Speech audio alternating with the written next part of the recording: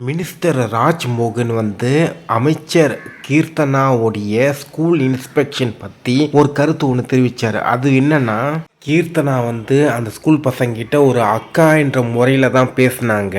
முதல்ல வந்து ஒரு பசங்களை, ஒரு நபரை, ஒரு இண்டிவிஜுவல் யாராக இருந்தாலும் அவங்கள ஜட்ஜ் பண்ணுறதுக்கு இல்லை கம்பேரிசன் பண்ணுறதுக்கு இந்த பேரண்ட்ஸ்க்கே உரிமை கிடையாது. ஆனால் இங்கே வந்து தமிழ்நாட்டில் வந்து பார்த்திங்கன்னா, இந்தியாவிலும் சரி, இது வந்து ஒரு கண்டினியூ ஆகிட்டே இருக்குது இந்த ஜட்ஜ் பண்ணுறதுலாம். ரீசெண்டாக ஒரு நியூஸ் வந்து நீங்கள் கேள்விப்பட்டிருப்பீங்க. ஒரு நபர் வந்து பார்த்திங்கன்னா ட்ரேடிங்கில் வந்து லாஸ் ஆனதுனால அவருடைய டாட்டரை மர்டர் பண்ணி அவர் ஒய்ஃபையும் மர்டர் பண்ணி அப்புறம் வண்டி ஓட்டிகிட்டே அதை பற்றி பேசி ஒரு வீடியோ ஒன்று போட்டார். அதுக்கப்புறம் அவரும் சூசைட் பண்ணி இறந்துட்டார். அவரே ஒரு தந்தை அண்ட் அவரோட பொண்ணே அவர் மர்டர் பண்ணிட்டாரு. அண்ட் நீங்கள் பார்த்தீங்கன்னா அவருக்கு நிறைய சொத்துலாம் இருக்குது. அந்த சொத்து வச்சே அந்த கடனை அழிச்சிடலாம்.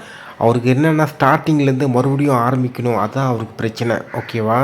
ஸோ இந்த அக்கா மாதிரி, அம்மா மாதிரி, சித்தப்பா மாதிரி, பெரியப்பா மாதிரி, அதுக்கப்புறம் அந்த அத்தான் மாதிரி, அண்ணி மாதிரி, இந்த மாதிரி உறவுகள்லாம் ஒரு மிகப்பெரிய டாக்ஸிசிட்டி. அண்ட் இந்த மாதிரி ஒரு உறவுகள் வச்சு நீங்கள் மாணவர்களை வந்து கேள்வி கேட்குறது, அக்கா மாதிரி கேள்வி கேட்குறது, அப்பா மாதிரி கேள்வி கேட்குறது, இது எல்லாமே ரொம்ப பிற்போக்குத்தனம். அண்ட் இதெல்லாம் கண்டிப்பாக மாறியே ஆகும். எனக்கு வந்து பார்த்திங்கன்னா எம்கே ஸ்டாலின் அப்பாவும் ஜெயலலிதாவை அம்மானு சொல்லுவாங்க. அதுலேயும் எனக்கு உடன்பாடு கிடையாது. ராஜ்மோகன் வந்து எதுக்கு இதுக்கெல்லாம் முட்டு கொடுக்குறாருன்னு எனக்கு தெரில. சிடிஆர் நிர்மல் அவர் பார்த்தீங்கன்னா கொஞ்சம் நல்லா தெளிவாக பதில் சொல்லியிருப்பாரு. ஆனால் இந்த மாதிரி முட்டு கொடுக்குறது தயவுசெய்து நிப்பாட்டுங்க. உங்களுக்கு தப்புன்னு தோணுச்சுன்னா தப்புன்னு பேசுறது தான் ரொம்ப நல்லது. அதுதான் நான்